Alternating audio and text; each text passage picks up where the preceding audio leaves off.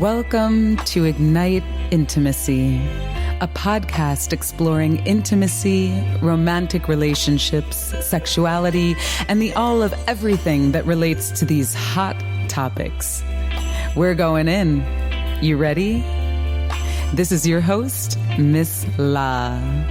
Let's do this.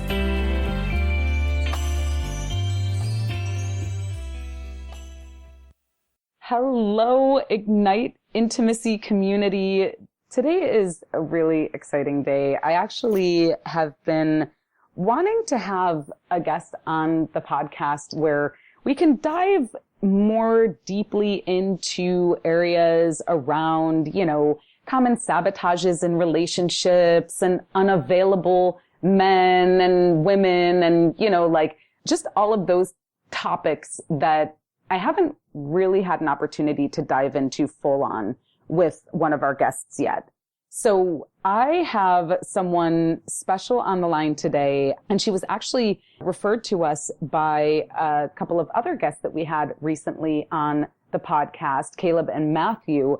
So hailing from all the way from the West Coast, we've got Krisztina Farkas on the line. Krisztina. Hello, everybody. Hello. How's it going out there in San Francisco? It is amazing. The weather here has been so rewarding. Oh, nice. Yeah, I heard a girlfriend of mine said, it's been summer, like real summer, at times, hot and sunny. Yeah. I've been actually getting out more and more. I just came back from a trip to Europe, but it's been ever since that a lot of work and a lot of outside time for me. So. Oh, good. So I'm really excited to have you on today. This is an area, some of the work that you're doing in regards to romantic relationships and really having and creating the relationships that we truly desire to experience in our lives is some of the conversations that I have been wanting to have to share with the community. I'm very curious about this stuff, but I know in talking with different friends and other people that a lot of people are really interested about, sabotages that come up in relationships and how to identify when someone's really unavailable. And instead of beating your head against the wall and thinking it's all you, just starting to identify some of those signs that will say ding, ding, ding. Okay, this person is unavailable, or you're sabotaging this in some way, or, whatever the case may be. So I'd love to share your bio just so that our audience can know a little bit more about your background, and then we're going to dive in. Yeah. Awesome. Okay, cool. So Krisztina Farkas has 17 years of experience in the area of human potential enhancement and relationship dynamics. She specializes in supporting women so that they can be cherished, secure women who are loved, respected, and desired by the high-quality men they want. Krisztina leads Get Cherished, Stay Cherished. It's a 3-day relationship summit for the modern woman. She facilitates relationship workshops in the U.S. She's a creator of Powerful Performance 30, the 30-day online course to a more harmonious presence with less stress. And she's been interviewed for several global online events, sharing the stage with leaders like NASA's quantum field advisor, Dr. Sue Morter, the founder of the Psychology of Eating Institute, Emily Rosen, and love expert Ariel Ford. In her one-on-one sessions and group programs, she's supported 7-figure business owners, entrepreneurs, educators, stay-at-home moms, and many more to have the healthy, loving, thriving relationships with the high-quality partners that they desire. So welcome, Krisztina, to Ignite Intimacy. Thank you for having me. Yeah, this is awesome. So I'm curious, I would assume that a woman like you who is kind of embedded in this world of relationships probably has quite a dynamic experience in relationships yourself. So I'm curious for you to share with our audience, what got you into this work? What take us back from, before you started doing this work, and maybe some of the experiences that you had that led you into the type of work you do today. Oh God. Okay. So here's where I get vulnerable, right? Perfect first question. Way to start. So I do actually love that question. And thank you also for such a great intro. And thank you also for having these recordings ignite intimacy, because I found that there's not enough people spreading information. And when somebody is as committed to this as you are, it really serves your community. And I really appreciate the work that you're doing. So thanks for having me on. Absolutely. Thanks for asking a question that got me straight in the gut, and let's begin. So, I, like you shared in my bio, I was really into all this work, and there is, like you're saying, a reason for it. For me, I've had a lot of great relationships, and I've had several that have been not so good, especially before I myself started to learn and apply some of this material and some of this information and kind of make shifts within myself. I remember one time I was dating a very wealthy businessman. This was back in Europe when I was still living there, and he was extremely intelligent. It's what drew me to him. He was extremely generous with his concepts, with his ideas, with his time, even his resources. And we went all over the place in Europe. It was a beautiful time for me. And we got into this relationship with each other. But what I did not necessarily realize at first is that there's a lot of sabotaging. Like, there was a lot of it in there. And there were some anger issues that he had from all the stress that had built up that weren't dealt with yet. And when we were living together, it actually started to come out and, be something that was in our relationship day to day. Wow. And it got to the point, it got to the point to where we were in the movie room one day. We were watching this movie, and it was perfectly, it was a simple day. Everything was great. We were cuddling. And at the end, he'd asked me, what I thought of the movie. And I know that because of everything that has happened up until that point, of like the usual yelling, all the things that were going wrong, me being scared that the relationship is going to end and I'd be out on the street. And, I was in love with this man. I absolutely could not muster up the words of what I wanted to say, because I knew if it wasn't good enough, if it wasn't what he wanted to hear, we'd be in this huge argument. So I found myself in this situation where I couldn't talk. Like, I just couldn't speak. And I asked him to go get me some water. And I realized at that point, as much as I love this man to the moon and back, this is not healthy. Something is going wrong here. And I need to get myself out of here. And that's the point where I really started to dive even more deeply into human dynamics and relationship dynamics between men and women. What is it that we women do that bring in and sustain certain relationships that aren't healthy? And how can we get on the other end of that to actually becoming the people who attract the kind of man who can have a healthy and thriving relationship with us? And we become the type of women who can do the same with them. So there's been a lot of different pieces in my journey. And like you were saying, there is quite a dynamic there for somebody who does this type of work. And it's definitely true for me. But I'm so very blessed to have every minute of it, because had my life not happened that way, I might not be able to support as many women today as I do. So wow. It's been a blessing. Well, that's a courageous step, right? You're living abroad. You've got, it sounds like so many things, elements of like a dream life, right? You're traveling around, you're living with this partner that you love, you're having fun together. But then there's this like aching element that it's almost like you wish it wasn't there, but it's so obviously there that you can't ignore it. Yeah. Oh my God. I was split in two. My heart was like, I love this man so much. Like, it's unimaginable. And I also knew what the right thing is for me. So yeah, it was, Wow. And what was it like for you parting ways with that relationship and going into a single life again and recovering and coming through that? Well, I feel going into the single life wasn't as devastating, because that was just not even on my mind. The only thing that on my mind was the devastation of losing this person. I was so mentally stimulated in that relationship. I was so enjoying certain pieces of a powerful man that I had not experienced in that way before, that it was just such a conundrum for me. It was like a dissonance, it's emotional and mental dissonance of what's going on internally, externally, and all over the place. And it was very hard for me to deal with, and I remember even, when I started speaking, when I felt kind of a judgmental energy from the audience, there was a time in my career where I could not speak. Like I was standing there on stage and I couldn't speak again. Wow. And I was like, oh my God, like this is not happening. And to get from that point to where, on a daily basis, I'm talking in front of many, many, many, many people, on stage and being interviewed and all the podcasts and all these things. Like it's a long journey. But once you find what it is for you, you can really turn any type of pain into your power, and you do not have to be stuck from whatever you've experienced. So. Absolutely. So what was the time frame between leaving that relationship and starting to get more fully into the type of work that you do today? Or whatever the first iteration of that was. Yeah.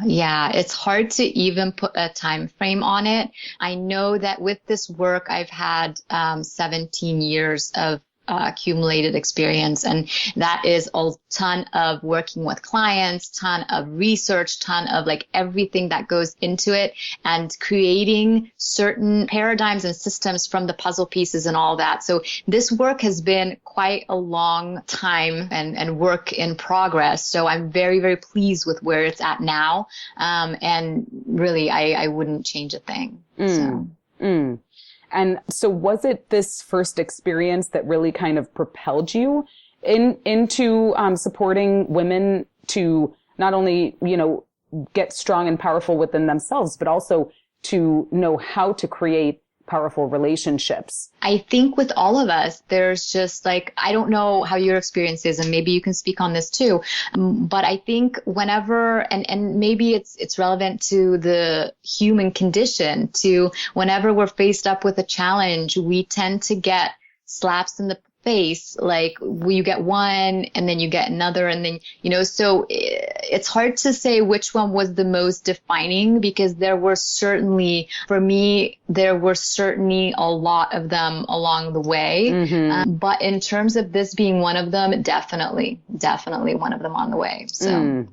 Well, and so let's dive into this juicy topic around sabotages in relationships that lead to unfulfilling connections. So let's say like you start to date someone and the energy's good and things seem to be going well. And then like you do that thing that you do sometimes, and and it really kind of throws the other person for a loop. Maybe like they didn't see it coming at all. And let's talk about that. Let's dive into this area, this sabotage area in relationships. Right. Well, I was going to ask you, since you said you do that thing that you usually do, I was going to say, well, Laura, what is that thing? Could you share with us today? No, but seriously, we do all have those things where we start to bring out certain sabotages, where you start to behave or act in a certain way, or kind of suppress ourselves in certain ways. Or even at the beginning when you're making your choice. The way you're attracting, the way you're attracted, a lot of it is not from your conscious mind. Things, and there's a lot of biochemistry that happens as well. In your brain, hormones and chemicals are liberated, and things happen within your body that make you, so we are, we forget in this new age type culture that we're still biological creatures, and one of the things that I'll share here is it's hard enough to really get to the core and deal with ourselves and our own little sabotages and our own little, things that we tend to do, let alone when we go into a partnership with a different human being, with another human being, what we need to see is really like everybody's bringing their own baggage. And then what we have is like basically two sets of baggage, like playing with each other. And the reason it's important to get as clear as you can within yourself is to be able to attract in and sustain the type of relationship that has a partner who is as well as clear as they can be, because we all bring baggage. We can't expect a man to not have any for as long as we still know, yeah, I still got some. In all honesty, in all truth, yeah, I still got some. And I go deeper into, some of the main things around this and the patterns that we have, and things that we bring maybe from our parenthood or our relationships with our parents, or how we were parented or what we experienced then. I go more into this in my private sessions, but it's important to know. And maybe one of the things that you can ask yourself is, what is it? Which parents' love or which parents' approval might have I needed more? Was it my dad or was it my mom? Like, what is it for me? Because sometimes we think, oh, well, I had a decently normal upbringing, like there are those people who have had like really abusive and they know who they are, they know that that's what they're coming with. But for most of us, maybe we've had an okay upbringing. Maybe we've had parents who were hardworking. Maybe one of them was just not at home as much because, they were trying to make ends meet, or maybe there were arguments, or who knows what it was like. Everybody has their own specific special circumstance, but what is that? Well, and the meaning that we created around that, right? So like maybe one of your parents had to work 2 or 3 jobs, and you then felt abandoned by that parent. It's not that they didn't love you. It's not that they did, necessarily, but when you're a child and even an adult, I mean, I'm still always making meaning about why, I'm going out with someone. The energy feels great. Like we have great conversation. There's chemistry. It feels awesome. Like it feels like it's going somewhere. And then like, boom, disappearance, and I'm learning how to peel apart and pull apart, like making it about me and realizing that there's really no meaning. It's just, this is what's happening. And I don't need to make it about me, but I still do, right? So it's like still this practice. You're like, I don't need to make it about me, but excuse me, because damn it, like, is something wrong with me? Like that's the question, right? So and there is nothing wrong with you, and I love the way that you have, this awareness piece around it of I'm not going to make it about me, because that's super, super important. And yes, even if there were, hardworking parents, you might have experienced that in a way of, as a little child, you can't tell the difference that daddy's out there making money as opposed to daddy's just not here holding me. I don't feel the safety of a man right now who's available for me or who's with me at this point. And so later on in life, things like this come out, obviously. And part of the way they come out, do you want me to share about some of the... Yes. Okay. Share with us some of the, some of what you come across as like, the most common types of scenarios or sabotages. Yeah, definitely. And this is great info to know, because when and even all of you on this podcast today and listening, you can identify, is this something that I am experiencing? Is this something, and there's more to it, but based on that, you already know part of your pattern, which could be really helpful in just being aware at first, even if you don't get specific help for it or anything like that. So basically there are several things that can come up. When we look at the core, maybe what you do is you have this, when you're really in love with a man, and I know I've been definitely guilty of this, you have this surrendered servitude is what I call it. And what that is basically that you're in the type of relationship. As a woman, it's great to serve a man. You want to be his home base. You want to be his support. You want to make sure that he's able to go out and be in the world, and you want to go out and be in the world. But when the surrender servitude happens, what it tells him is that you're abandoning yourself for him. And whenever we do that, there is an automatic loss of respect. Because we're showing people how to treat us, and we're showing him is you're more important than me. So he gets to learn he's more important than you. And so everything that starts to happen, and these can be in very little minute things, you know, do you prioritize the things that you got to do when it comes to him saying, hey, let's go hang out? And you're really wanting it because that part of yourself who might be desiring to be paid attention to, who might be desiring to be touched, who might be desiring to feel all the things that you're feeling, might say, okay, let's go and have a drink, or okay, I'll see you. And you know, there's things for yourself that even if it's your self-care, or if it's like another thing for work, or if it's like that you got to take care of, you know? Yeah. So it's like, cause I think I do this, and I've done this through the past, is like, if I've got, like, let's say like my girls invite me out for dinner, or there's an event or a concert I really want to go to. If I really am digging on a man and he's like, oh, what are you doing on this night? And I like, definitely, and I still will do it today, depending. I'm getting so much better and clearer about my boundaries and just like making sure that it really feels good and right. But in the past, oh my God, I would literally drop everything. Like I would drop everything. Yes. Yeah. Yeah. And it's because our need for touch, our need for love, you know, you're not, you know, I say too, I'm guilty of it, but it's not like a guilty thing.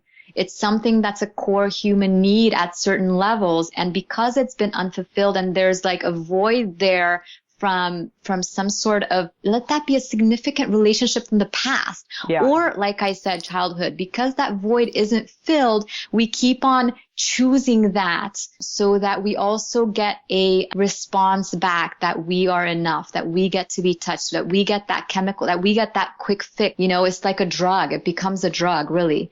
And it's part of the ways that in little things, you know, anything you do to abandon yourself, you're teaching someone to not respect you. So some people say, don't abandon yourself, and that's so selfish, and that's like, you know, no. It's not selfish. It's the way you create a healthy love life, a healthy life for yourself in which you can invite somebody else into. Because what is the message that we give when we still are needing of that so badly? You know, we bring another human in, and let's say that man steps into that place where we're hurting and we're broken and we're asking him to, hey, I'm sexy, come in with me. And then he sees the reality of what's going on and he can't feel good in that space. Yeah. You know, we're asking him to take on that pain and carry it. So we're asking somebody to save us, you know, from our own discomfort, from our own pain. And right now you're my little, just, yes, you, okay.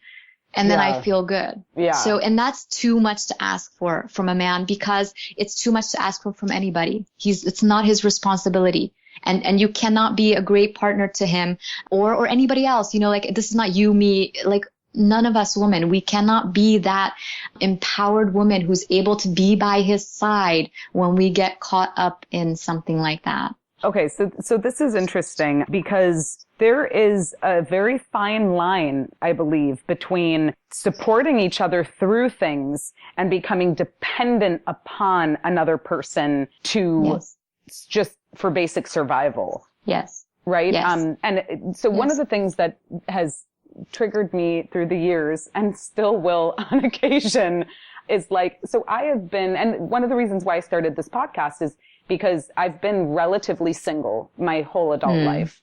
I've had my daughter's father, but we were kids, and, you know, I left him when I was like 22, and that was because we got pregnant and whatever. And then, you know, I fell in love with this man much older than me. It really was never it was a relationship of sorts, but it wasn't, anyways, it was what it was, but it wasn't like, you know, we're like living together and he's mine and I'm his and we're, you know, having this conscious adult relationship. Was very different from that. And so, and I've had this just experience where I've like enjoyed different men in different ways, and it's been dynamic and vibrant, but seriously unfulfilling in many ways, you know?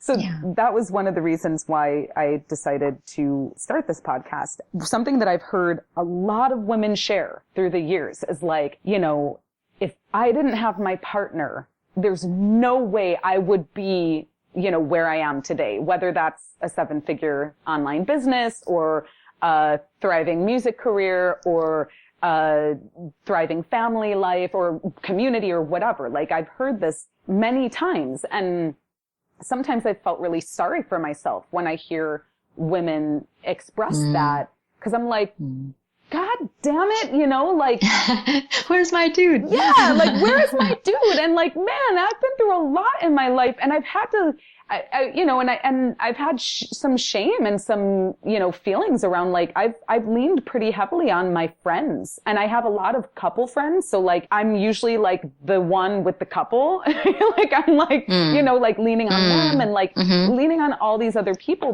because I've had to be really strong for myself, but I've also had to develop that community. And like, I feel a little, you know, there's still a little sadness there that like, man, you know, the night after week after month after years that there's been no one that I could just lean into physically and snuggle with at the end of the day and like just have even that, you know, on the regular. So that was one of the things that, you know, felt so like that I have felt really pissed off about, you know, and so yeah, so I'm curious about this piece of like, how much can you lean into someone so that, you know, and then when do you know when it's no longer healthy?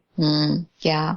And I love how you're expressing all your emotions around it, because it's the truth of it. You know, like, we do get those, self-pity pieces. We do get those like anger pieces. Like, it's just part of like all the human experience, and it's completely fine to experience that. And you asking about, you know, how much, like, where is that fine line and balance is already like creating the solution and co-creating always the solution that I do believe in. And because one of the things you're bringing up is then, I tried that, and maybe, you know, I tend to abandon myself when I'm truly in love, and then bad stuff happens. And, you know, in terms of the man leaving or ghosting or whatever the, you know, term is here in the 21st century. But in terms of, but in terms of that, the other end that we tend to, like, how far can we, because it's very important to receive support. In fact, I have one of the modules that I teach several different modules in my courses.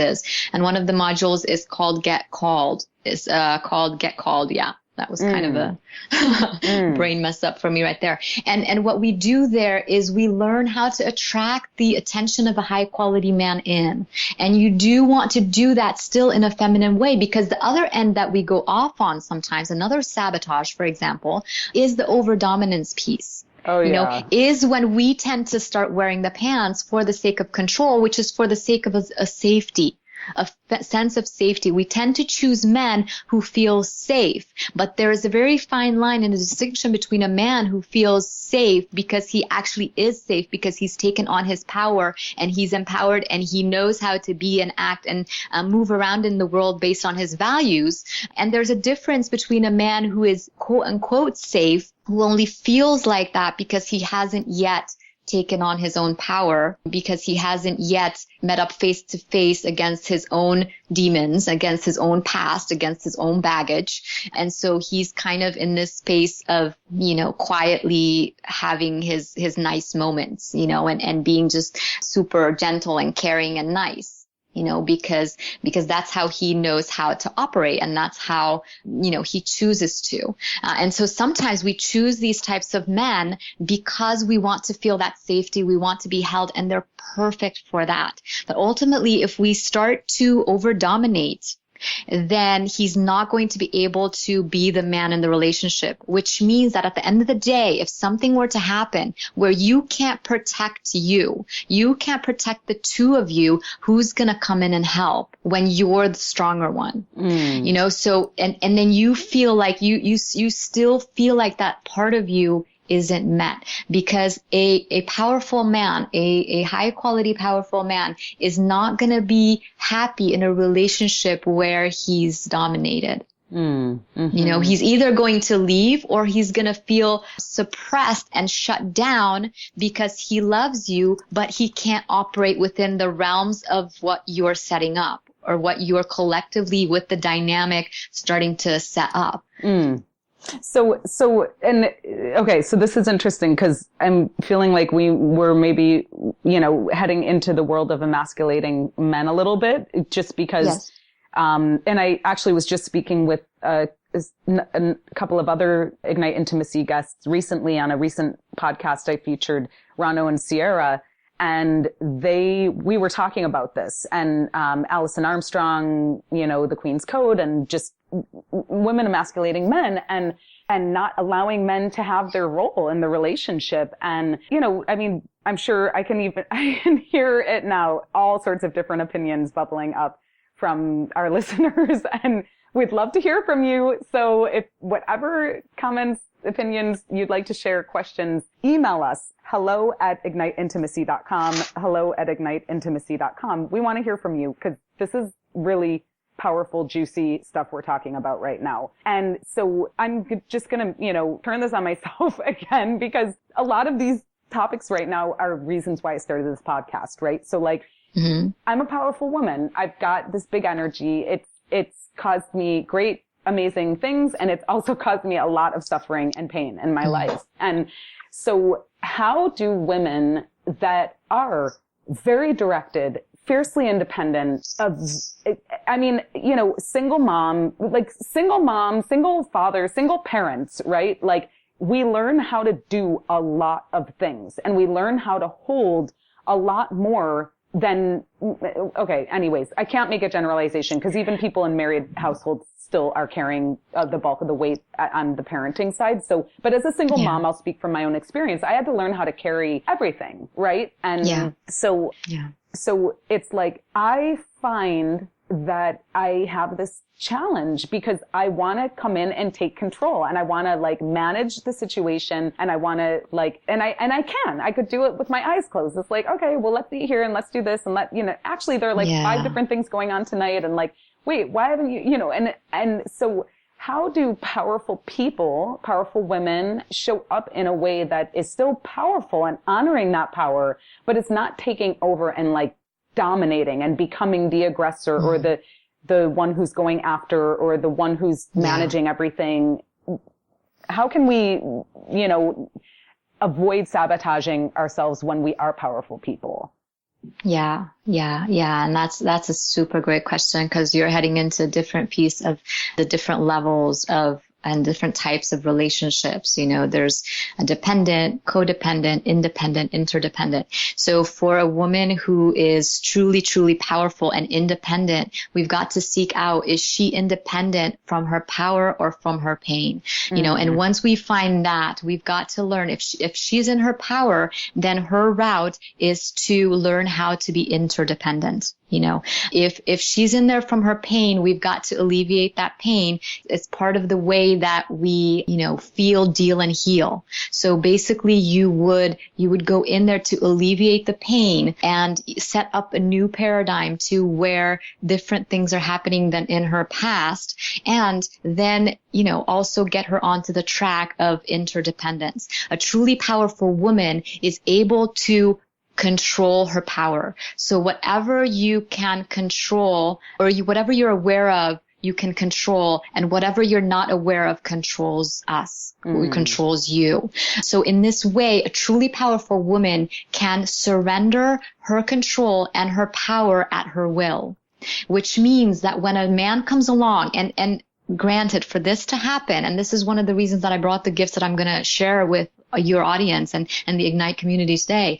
It has to be the right type of man. But when you find that right type of man, you can't operate from your past paradigms of the feedback that you got from the wrong type of man. And so how you learn to cope, because with this type of man, that's not going to fly well. And so what we learn really is, and what we start embodying is, how do I become that woman who can find the type of men who will be available for me And when I am in that type of relationship, am I able to surrender myself to him in a way that I still hold my embodiment, my alignment? I don't abandon myself, but I give myself to you, and you are with me. We are in this relationship together. I back you, you back me, and I have no power or no problem giving you the power to and he has his own. So you don't have to give him yours, but by this, what I mean is that you're able to allow for his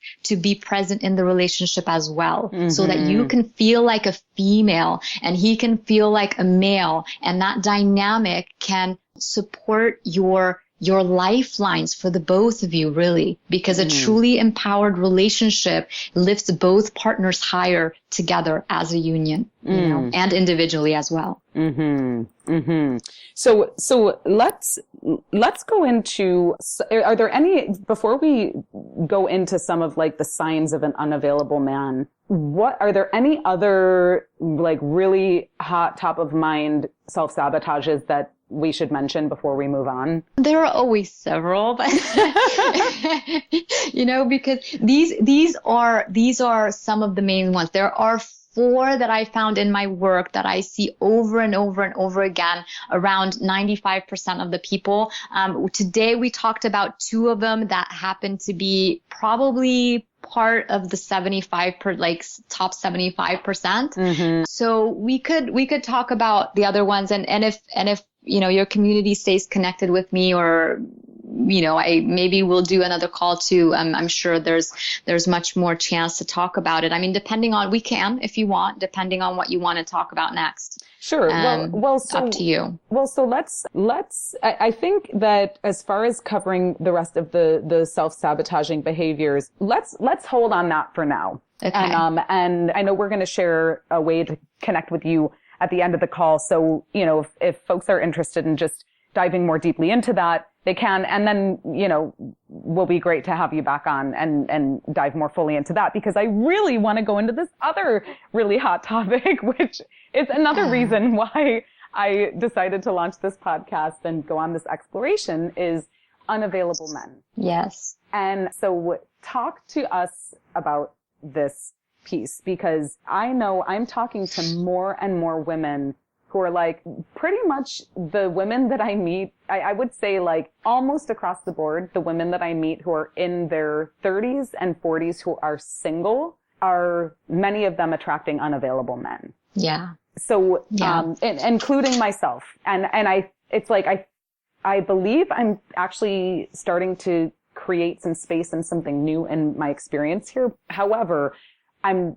still attracting unavailable men. I'm still attracting men who are unavailable in some way, shape, or form, or are like, I think things are going, like, I really believe there's connection, there's chemistry, there's good vibe, like amazing conversation, and then boom, just like disappearance, Yeah. And it's heartbreaking. It's like, it's really tough to not make it about me. Yeah. So talk to us about unavailable men and how we can recognize the signs and be strong enough to be like, oh, like this is an unavailable man. Yeah.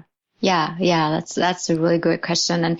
And part of the reason that there's many aspects to my work. And part of the reason that I started this portion is obviously because I've experienced it before too. And I also had a client who was just so, it was just so her experience, like over and over and over and over again. And what happened with her is when she came to me, she was in this, and, I'm not going to say names or anything like that. Obviously there's a lot of people that I work with, but when she came to me, she was in the state to where she was just, broken emotionally of like, why does this keep happening to me? Like she was a powerful woman. And similar to you, she was a powerful woman. She was doing her own thing in the world, and she kept experiencing this situation happening again and again.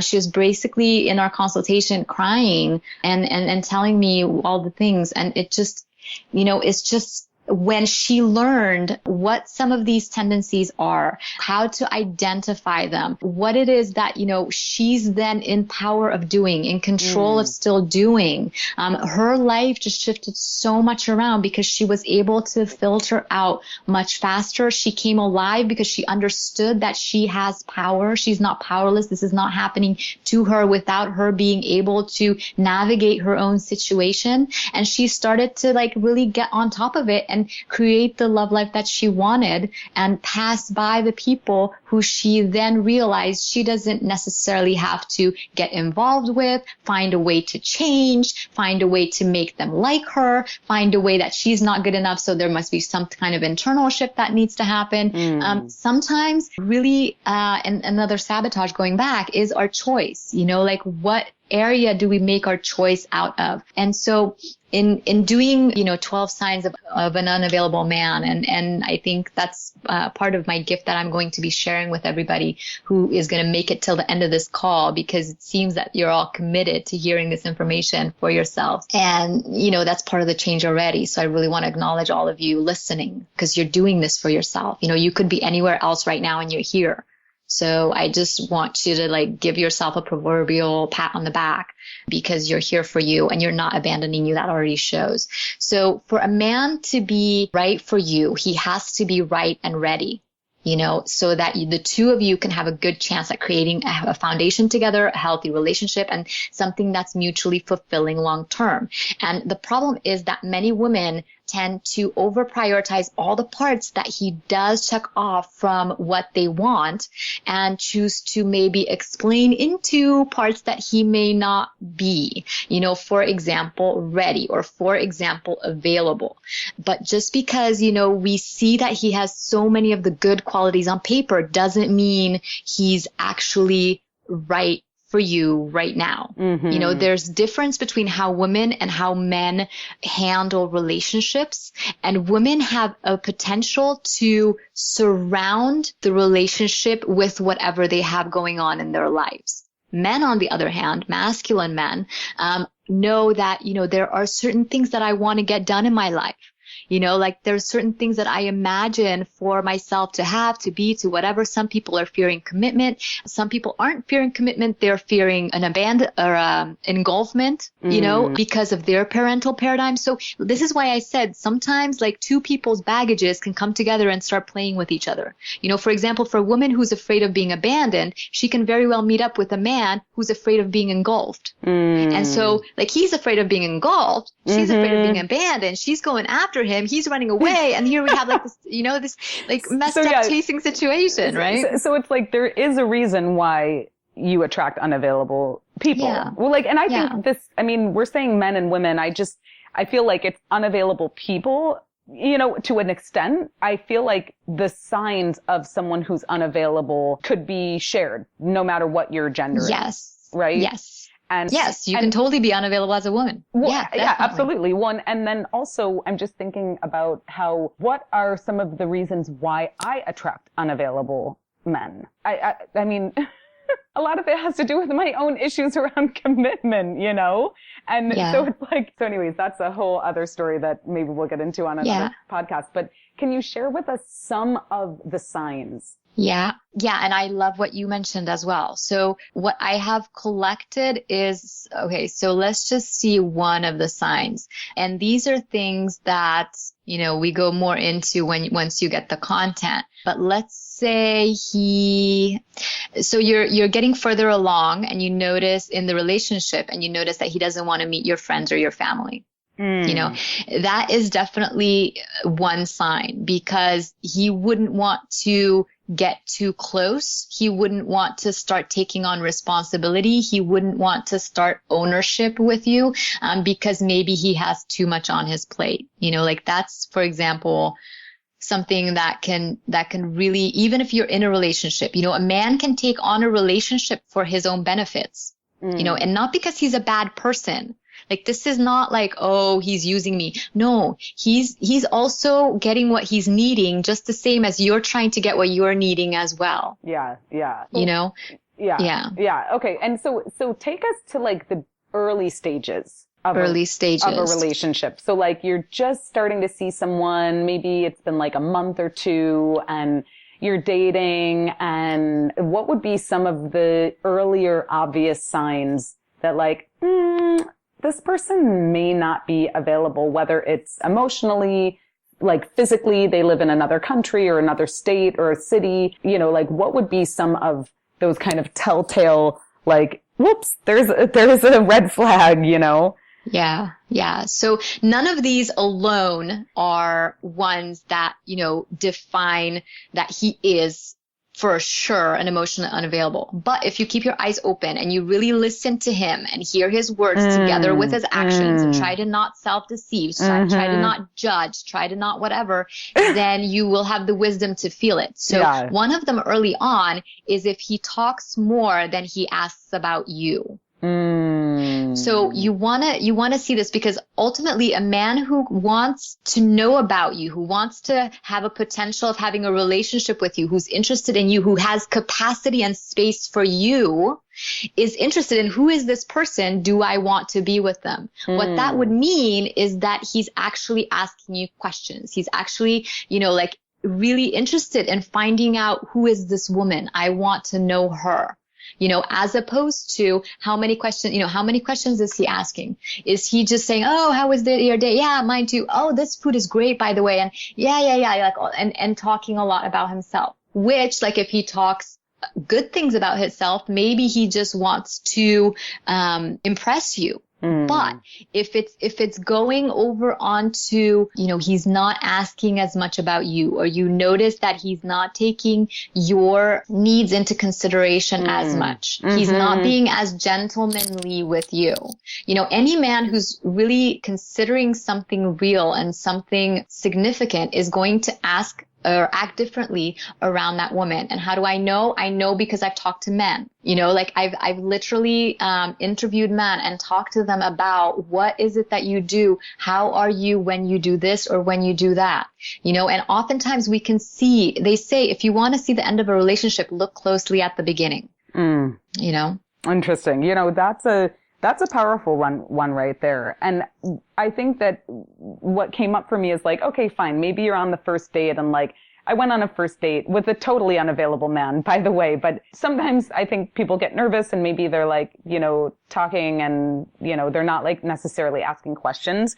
But if it's like an ongoing thing, you know, and I think even like if I think back to this one guy in particular, like I remember just leaving going home from the date and I was just like, wow, like he didn't ask me anything about myself, you know, like, and sometimes we can use that as also just a tool of deflection, right? So like, if a woman is insecure or a man is insecure, like, it's like, yeah, keep talking about yourself, because Lord knows I don't want to talk about me. And, you know, I mean, I'm not like that, but I think that could be the scenario as well. It's like, however, this piece is very important, is like, pay attention. And because he's not being rude, he's just not available. Like it doesn't occur to him to, you know, be more inviting of you, because there's no space to really put you, you know? And so a man who's emotionally unavailable is usually in himself. He as well is requiring some healing. And most people who require healing need both love and boundaries for everyone,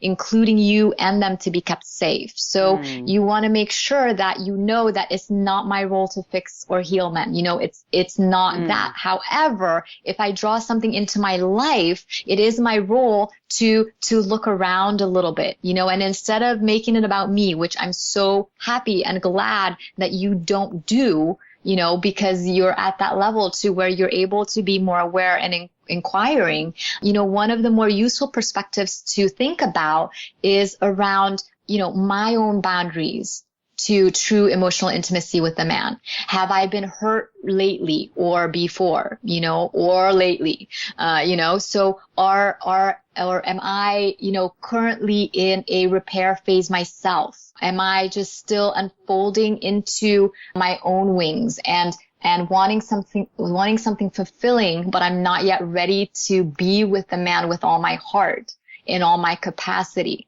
So you don't need to be angry with him for not being able to be available for you in that moment. It's to some degree, it's not his fault. To some degree, it is his responsibility, but we're not in command of what people choose to do or not do with themselves. Mm-hmm. So all you need to do is to know, okay, so what is this telling me? Is there anything hurting within me? Am I not necessarily available? Is there a pain point still for me? So basically, like, if you find that you're attracting unavailable people after unavailable people, you can just really start to self-reflect. Like, why would I consistently be attracting unavailable men or women? Whatever your flavor is. And cause that, it was like, oh, I have fear around commitment. And like, that's one of the reasons why I believe that I attract unavailable people into my world. Okay, so this is... And it can lead to a lot of resentment, really, because, in yourself. So what this is like, I like to always give examples that make sense because that's how I understand things as well. And so if you want to look at it, in this way, he's looking for someone who can defrost him. Obviously he's needing healing. So life supports life. He's a part of nature. Everything goes towards the equilibrium. So your energies are attracting because he's needing something that you can provide.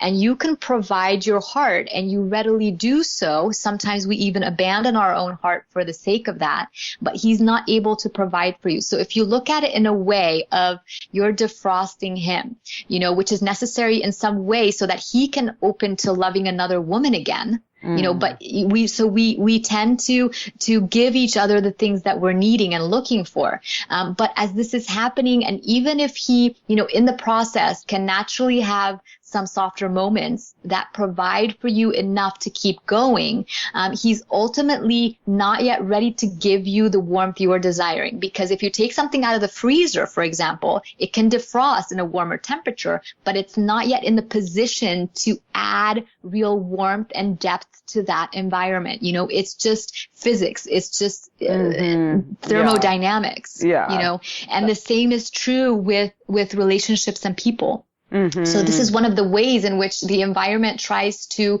realign itself through each other. But it can lead to anger and resentment because you enter into a dynamic where you're going to be giving more than you might be receiving, and you might feel used. So one of the things we learn later on, when people work with me, when we start to get into this, is how do I actually, get into these situations and make sure that I navigate myself in a way that is safe for me, whether that be out or aware.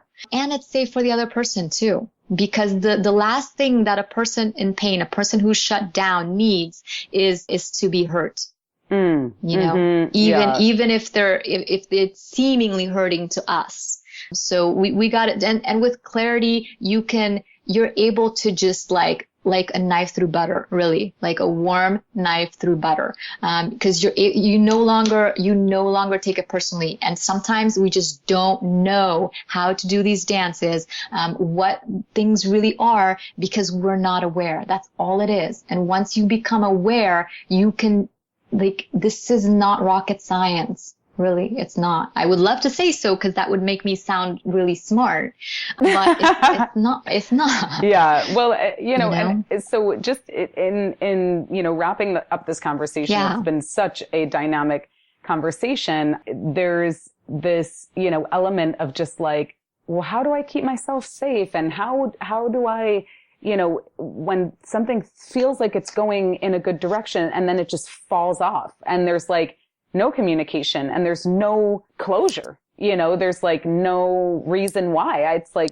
you just have to kind of just move on and let go and keep releasing and letting go. And that is a super uncomfortable experience for me, and I'm sure for other people. So it's like, I guess maybe we'll do a next episode on like the delicate dance between like, loving with reckless abandon, just opening your heart and being open to loving and connecting, and then how to navigate the highs and lows of all of that. So, okay, this has been a really awesome conversation, Krisztina. This is amazing. I'm so grateful that you came on. How can our audience connect with you online? Okay, so thank you for having me on. Like, it's been a really insightful conversation as well. I love it that you're asking questions because these are the questions that many people have who are listening right now. Mm-hmm. And so what I wanted to bring you is that everybody who's on this call, and I know that Ignite Intimacy has a big community. So what you can do to stay connected is you can grab 12 signs of an emotionally unavailable man. And I believe we're going to have a link, or by the time you see this, if you scroll down, there's a link that you can click to sign up to my email list, and then we'll get you the information on how you can get it right there. Absolutely. Absolutely. Yeah. So we'll share the link in the show notes, and then you've got something else that you wanted to offer just the Ignite Intimacy community. Yeah. So for those of you who feel that you want to talk with me about your specific situation because you feel like something's just not clicking into place for you, or you're stuck, or you're frustrated, or you're experiencing emotional pain from the way that your love life is. So what I decided to do is to bring in and offer for you something where you can specifically have a customized for you love life chat with me, and we'll include in the show notes what that would look like and this special offer for this community only. Yeah, so we'll have a separate link for that where you all can just click on that and find out more about what that entails if you're interested in just diving deeper into a conversation about this. But this has been amazing. And do you want to share just your website link or how people can find you online? Well, I think for the first, that's great too. And I think for the first, I don't want to confuse people with too many links. And as long as we give these two, just if you want to talk, click that link. And if you want to, in either case, just grab the material, get what you can out of this call, use all the content that's available for you. And, just know that no matter what painful situation your life has had, you can always shift it around, and something within you has called to do that because you're here. So take the material and use it for yourself. Hopefully we'll get to connect soon. Yes, well, absolutely. And I'm just so grateful for your insights and your space and, just sharing with us the things that you've learned along the way. It's just super powerful. And Ignite Intimacy community, thank you so much for joining us here today. We have been speaking with Krisztina Farkas, who specializes in working specifically with women so that they can have the fulfilling, powerful, amazing relationships that we all so desire. So, Krisztina, thank you again. We will keep locked on the show notes for that 12 signs of an unavailable man. I want that document in my computer now. So, I can't wait to get that as well. And thanks again, Krisztina. So appreciative of your time. Yeah, you're welcome. Okay, you're welcome. Great. And Ignite Intimacy community, if you have any thoughts, ideas, opinions, suggestions, questions, please holler at us. Email us at hello@igniteintimacy.com, hello@igniteintimacy.com, and stay blessed, and ciao for now. Give thanks for tuning in to another conversation on the Ignite Intimacy podcast hotline. We love that you choose to spend your time with us. Check us out online at igniteintimacy.com and subscribe to us on iTunes. Also, tell your friends all about it. This beautiful music was arranged by Jason Pfaff and Mike Corey, and this podcast is produced by yours truly, Miss La. Give thanks again, and we'll see you on the next one. In the meantime, let your light shine bright and ignite your intimacy.